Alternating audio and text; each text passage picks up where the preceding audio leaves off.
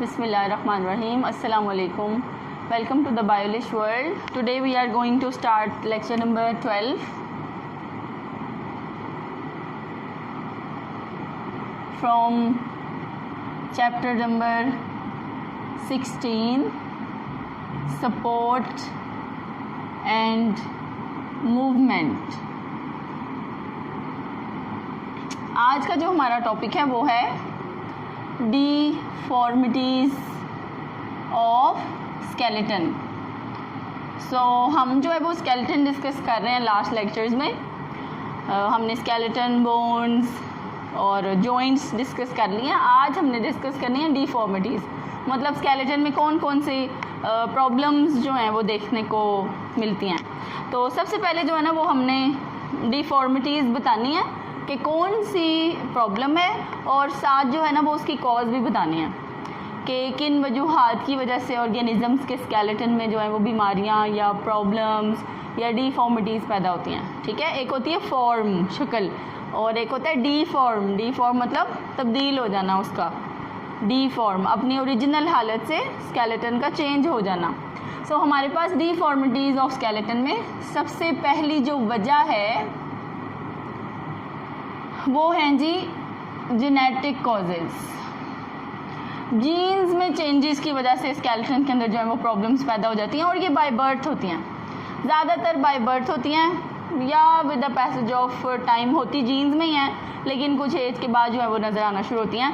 तो ये क्या है, जेनेटिक कॉजेज़ हैं जो जीन्स में डिस्टर्बेंस की वजह से होती हैं, जिनमें सबसे पहली डिफॉर्मिटी है cleft palate. Cleft palate, palatine bone जो है इसमें, पैलेटाइन बोन. सबसे पहले हम ये रिकॉल कर लेते हैं कि पैलेटाइन बोन कौन सी है. ये जो फेशियल बोन्स हमने डिस्कस की थी उसमें हमने बात की थी एक अपर जॉ, मैग्जिला, और उसके अलावा पैलेटाइन बोन, तालू की बोन. ये हमारी जो ओरल कैविटी में टंग है, ज़ुबान है, इसको अगर हम ऊपर वाली साइड पर टच करें तो ऊपर को जो रूफ है, roof of the oral cavity, roof of the mouth, that bone is called as palatine bone. और मैग्जिला क्या है, अपर जॉ. ये जो जबड़े की ऊपर वाली बोन है इसे हम मैग्जिला कहते हैं. ठीक है, नीचे वाले को मैंडिबल कहते हैं, ऊपर वाले को मैग्जिला कहते हैं. तो होता क्या है इसमें, the maxilla and palatine fail to fuse. ये फ्यूज़ नहीं हो पाते जेनेटिक डिफेक्ट की वजह से. In the womb of mother, माँ के अंदर ही जब बेबी होता है तो जीन्स में डिफेक्ट की वजह से मैग्जिला और पैलेटाइन आपस में फ्यूज़ नहीं हो पाते. सो आफ्टर बर्थ, बच्चे की पैदाइश के बाद, वो जो ऊपर तालू है, पैलेटाइन बोन है, वो बिल्कुल खुली होती है और आगे से लिप भी कटा होता है और मैग्जिला की बोन भी खुली होती है. ठीक है, मैग्जिला जो जबड़े की बोन है वो भी खुली होती है, ऊपर से लिप भी कटा होता है, इसे हम हेयर लिप भी कहते हैं. हेयर लिप मतलब खरगोश के लिप की तरह बीच में लाइन बनी होती है. ठीक है, आपने भी अपनी लाइफ में इस तरह के बच्चे देखे होंगे. फिर जैसे ही वो पैदा होते हैं तो सबसे पहले जो है वो उनकी ये बोन्स आपस में स्टिच की जाती हैं. तो पैलेटाइन बोन्स दोनों तरफ से बीच में स्टिच कर देते हैं क्योंकि वो बिल्कुल खुली होती हैं. बच्चा दूध नहीं पी सकता. अगर बच्चा सकलिंग एक्शन करेगा तो फूड मटेरियल जो है वो सांस की नाली में जाने से उसको इन्फेक्शन हो जाएगा और उस इन्फेक्शन को हम एस्पिरेशन निमोनिया कहते हैं. एस्पिरेशन निमोनिया, जब कोई बहुत ज़्यादा चीज़, मतलब बल्क चीज़, ज़्यादा चीज़ जो है वो सांस की नाली में चली जाए तो उससे इन्फेक्शन हो जाता है, बच्चे को सांस लेने में डिफ़िकल्टी हो सकती है. इसलिए डॉक्टर्स क्या करते हैं, उतनी देर बच्चे को ड्रिप्स लगाते हैं, उसकी बॉडी की मिनरल्स, फूड डिमांड्स पूरी कर देते हैं और फिर सर्जरी करके पैलेटाइन बोन भी जोड़ देते हैं, आगे से मैग्जिला को भी स्टिच कर देते हैं और बाद में ऊपर से लिप को भी स्टिच कर देते हैं. ठीक है, फिर उसके बाद बच्चा जो है वो दूध पी सकता है, सकलिंग एक्शन परफॉर्म कर सकता है. तो देखिए ये एक डिफॉर्मिटी है क्लेफ्ट पैलेट, जिसमें मैग्जिला और पैलेटाइन जेनेटिक वजह से आपस में फ्यूज़ नहीं हो पाती. और अगर इसे अनट्रीट रहने दिया जाए, बच्चा दूध पी ले या वो कोई चीज़ अंदर लेके जाए पानी चला जाए तो उससे फिर एस्पिरेशन निमोनिया हो सकता है, ठीक है। सो दूसरी जो हमारे पास डिफॉर्मिटी है जेनेटिक कॉज की वजह से, दैट इज माइक्रोसेफेली। अब ये भी क्या है, in the womb of mother, माँ के अंदर, ड्यू टू जेनेटिक कॉज, किसी भी जेनेटिक डिफेक्ट की वजह से, जीन्स में ख़राबी की वजह से बच्चे जो हैं उनका ब्रेन और उनका क्रेनियम जो है वो प्रॉपर डेवलप नहीं हो पाता, जिससे वो छोटे सर के साथ पैदा हो जाते हैं, ठीक है। ये आपने उन लोगों के साथ कंफ्यूज नहीं करना। कुछ लोगों के बच्चे नॉर्मल पैदा होते हैं लेकिन वो उनके सर के ऊपर एक मेटालिक जो है ना वो कवरिंग पहना देते हैं, जिसकी वजह से बच्चों का सर बड़ा नहीं हो पाता, फिर उनको बाद में वो बेगर्स बनाते हैं, मांगने के लिए उनका यूज़ करते हैं। ये जो है ना ये एक ओरिजिनल प्रॉब्लम है माइक्रोसेफेली, जिसमें सर क्या होता है, छोटा पैदा होता है। अल्लाह ताला की तरफ से सर के अंदर जो है वो डिफॉर्मिटी होती है। सो माइक्रो का मतलब है छोटा, सेफेली का मतलब है सर, ठीक है। सो ये छोटे सर के साथ बच्चे पैदा हो जाते हैं। ये भी क्या है, जेनेटिक कॉज है, ये भी एक डिफॉर्मिटी है स्केलेटन की। फिर उसके बाद जो है ना हमारे पास सबसे कॉमनली आर्थराइटिस है। आर्थराइटिस किसे कहते हैं, इन्फ्लेमेशन ऑफ जॉइंट्स को, जोड़ों में सूजन हो जाती है, इन्फ्लेमेशन ऑफ जॉइंट्स। तो तकरीबन हमारे पास तकरीबन 100 इन्फ्लेमेटरी डिजीज़ेज़ हैं, ठीक है। डिफॉर्मिटीज़ हैं, डिजीज़ेज़ हैं, इन्फ्लेमेटरी डिजीज़ेज़ हैं। उनमें से सबसे कॉमनली जो पाई जाती है वो है ऑस्टियोआर्थराइटिस। जी, ये ऑस्टियोआर्थराइटिस जो है ये भी क्या है, जीन्स की वजह से, जीन्स में डिफेक्ट होने की वजह से एक इन्फ्लेमेशन है जॉइंट्स की, जिसे हम ऑस्टियोआर्थराइटिस कहते हैं। सो ये हमारे पास जो फर्स्ट कॉज हमने डिस्कस की, this is the genetic cause including cleft palate, microcephaly as well as arthritis. जी, अब जो है वो हम स्टार्ट करने लगे हैं second cause, that is hormonal cause. Hormonal causes की वजह से भी स्केलेटन में डिफॉर्मिटीज़ हो जाती हैं, जैसा कि सबसे कॉमन है osteoporosis. Osteoporosis, osteo means bone and porosis means porous. सुराखों वाली हो जाती हैं हड्डियाँ ना, खोखली होना शुरू हो जाती हैं। This deformity is commonly found in aged women.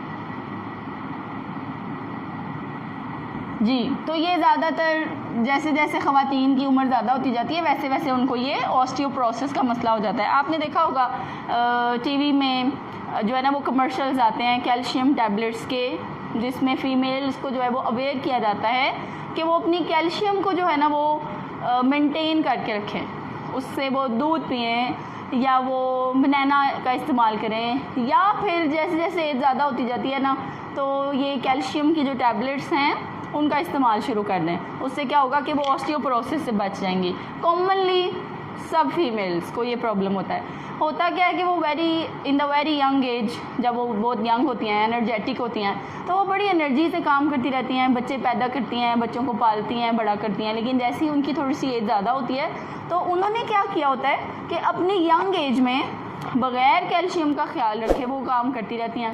वो समझती हैं कि भाई हमारे पास तो बहुत कैल्शियम है, हमें तो कुछ भी नहीं होता, हम तो थकती भी नहीं हैं। अल्लाह ताला ने हमारी बोन्स के ऊपर नॉर्मल से बहुत गुना ज़्यादा कैल्शियम लगाया होता है, लेकिन वो कैल्शियम यंग एज में यूज़ करने के लिए नहीं है। यंग एज में क्या करें, अपनी डाइट अच्छी रखें, दूध पिएं, बनाना का इस्तेमाल करें, दही खाएं, कैल्शियम जिसके अंदर ज़्यादा है वो वाली फूड इस्तेमाल करें, ताकि आपकी बॉडी को वो जो डिपॉजिट वाली कैल्शियम है जो बोन्स के ऊपर अल्लाह ताला ने डिपॉजिट की हुई है इतनी ज़्यादा, वो ना आप यूज़ करें। आप खाएं पिएं, अपना कैल्शियम लेवल मेंटेन करें और वो जो डिपॉजिट हुआ है उसको अपनी ओल्ड एज के लिए बचाएं। सो होता ऐसे है कि यहाँ पे लेडीज़ इस चीज़ का ख्याल नहीं करती, वो अपने आप को बहुत बहादुर कहती हैं कि हम तो सारे काम कर लेते हैं, हमें तो कभी नहीं हुआ, हमें तो कभी नहीं वो हुआ, लेकिन उनको एक्चुअली में हो रहा होता है, उसके इफ़ेक्ट्स जो हैं वो बाद में नज़र आते हैं, and that effect is called as osteoporosis. तो ये वैसे भी फीमेल्स के साथ है, क्योंकि फीमेल्स के पास जो है ना वो एक हार्मोन प्रोड्यूस होता है जिसे कहते हैं जी एस्ट्रोजन। सो एस्ट्रोजन डेफिशिएंसी जो है ना, उसकी वजह से फीमेल्स को ऑस्टियोपोरोसिस हो जाता है। जैसे जैसे उनकी एज ज़्यादा होती है ना तो एस्ट्रोजन कम हो जाता है। Now what is the function of this estrogen, how this estrogen is responsible for osteoporosis.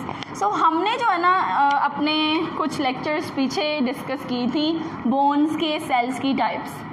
एक होते हैं जी सेल्स ऑस्टियोक्लास्ट और एक होते हैं जी बोन के सेल ऑस्टियोब्लास्ट। ये जो ऑस्टियोक्लास्ट होते हैं ना these are called as bone dissolving cells, ठीक है, and these osteoblast are called as bone forming cells. ये वो सेल्स हैं जो नए बनाते हैं सेल्स को, और ये वो हैं जो बोन्स को डिजॉल्व करते हैं, ठीक है, उसमें से कैल्शियम लेवल यूज़ करते हैं, बॉडी को देना शुरू कर देते हैं। सो ये होता क्या है, नॉर्मली एस्ट्रोजन का काम है, this hormone is responsible to increase the activity of osteoblast.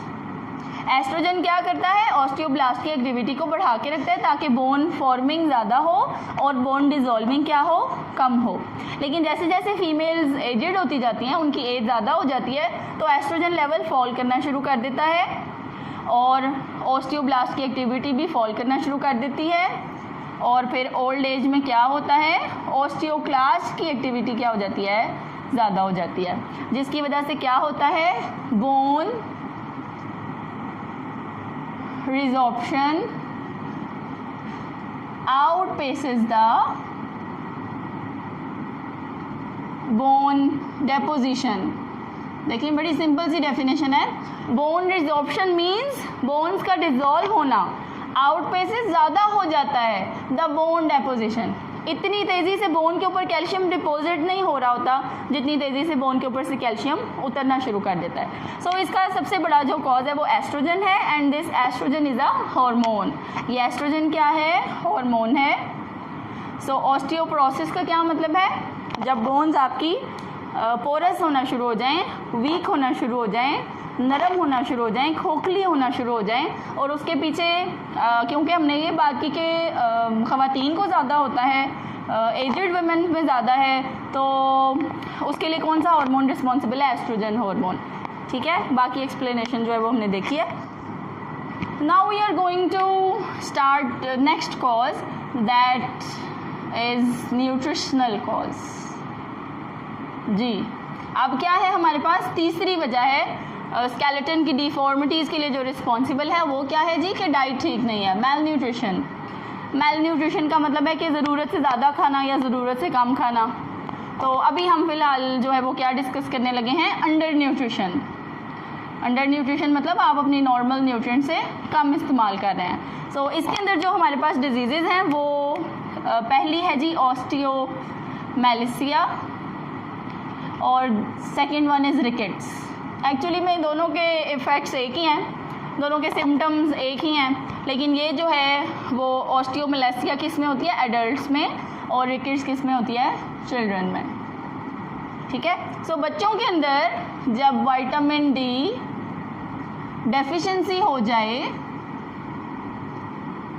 तो कैल्शियम लेवल जो है वो बोन्स में फॉल कर जाता है, जिसकी वजह से बच्चों की टांगें क्या हो जाती हैं, board legs with deformed pelvis, और उनकी जो हिप वाली बोन है वो भी डिफॉर्म हो जाती है, टेढ़ी हो जाती है, और बच्चों की टांगें जो हैं वो ऐसे बो की तरह, बो कहते हैं मान होती है जो, ऐसे बच्चों की टांगें क्या हो जाती हैं, बोर्ड हो जाती हैं, और उनकी पेल्विस भी टेढ़ी हो जाती है। तो जैसे ही मदर्स को ये फील होना शुरू होता है कि उनकी बच्चों की टांगें जो हैं वो थोड़ी सी बोर्ड शेप होना शुरू हो गई हैं, तो वो फिर डॉक्टर्स के पास जाती हैं, और डॉक्टर्स जो हैं वो बच्चों को डिफॉर्टिफाइड मिल्क प्रिस्क्राइब कर देते हैं, ठीक है, ताकि उनकी विटामिन डी डेफिशिएंसी पूरी हो जाए, या फिर अगर सनलाइट अवेलेबल है तो उसका भी यूज़ करने को कहते हैं, क्योंकि विटामिन डी एक ऐसा विटामिन है जो कि सनलाइट की मौजूदगी में आपकी बॉडी खुद बना सकती है। लेकिन क्योंकि अब सूरज की शुआएँ कुछ डेंजरस हो गई हैं, इस वजह से मदर्स ये रिस्क नहीं लेती, तो डॉक्टर्स जो हैं वो इसको जल्दी से रिकवर करने के लिए, इसको कंट्रोल करने के लिए, ये ज़्यादा ना हो जाए, तो वो डिफॉर्टिफाइड मिल्क प्रिस्क्राइब करते हैं जी। सो दूसरी कौन सी है जी हमारी न्यूट्रिशनल कॉज में, अंडर न्यूट्रिशन में ऑस्टियोमेलेसिया, ये बड़ों को हो जाती है। इसमें भी सेम वही वजूहात हैं, इसमें भी विटामिन डी डेफिशिएंसी की वजह से कैल्शियम जो है वो बोन्स के ऊपर अकुमुलेट नहीं होता, जिसकी वजह से बोन डिफॉर्मिटी शुरू होती है in the form of board legs and deformed pelvis. ठीक है, इसमें भी पेल्विस डिफॉर्म होती है और बोन्स भी जो है वो डिफॉर्म हो जाती हैं। तो ऑस्टियोमेलेसिया का वैसे मतलब क्या है? Softening of bones. हड्डियाँ क्या हो जाती हैं, बड़ों में नरम हो जाती हैं, जिसकी वजह से वो टेढ़ी होना शुरू कर देती हैं। ठीक है, सो ये हमारे पास तीसरी कॉज थी, न्यूट्रिशनल कॉज। फर्दर लेक्चर्स के लिए आप चैनल को सब्सक्राइब करें और बुक से भी नोट कर लें कि क्या याद करना है। स्टूडेंट्स, हमारे पास page number 35, deformities of skeleton. The first cause is genetic cause including cleft palate, microcephaly, osteoarthritis. Hormonal cause osteoporosis, estrogen level है इसमें। एस्ट्रोजन को पूरा करने के लिए एस्ट्रोजन रिप्लेसमेंट थेरेपी डॉक्टर कर देते हैं, मतलब और जब लेडीज़ बूढ़ी हो रही होती हैं तो एस्ट्रोजन के इंजेक्शंस लगा दिए जाते हैं उनको, ताकि ऑस्टियोपोरोसिस ना हो, और कैल्शियम लेवल जो है वो उनका मेंटेन करने के लिए उन्हें टैबलेट्स दी जाती हैं। और उसके बाद है जी न्यूट्रिशनल कॉजेज़, जिसमें ऑस्टियोमेलेसिया और रिकेट्स जो है वो डिस्कस हुआ हुआ है। सो आपने इनको short question plus long question दोनों के लिए याद कर लेना है। थैंक यू, अल्लाह हाफिज़।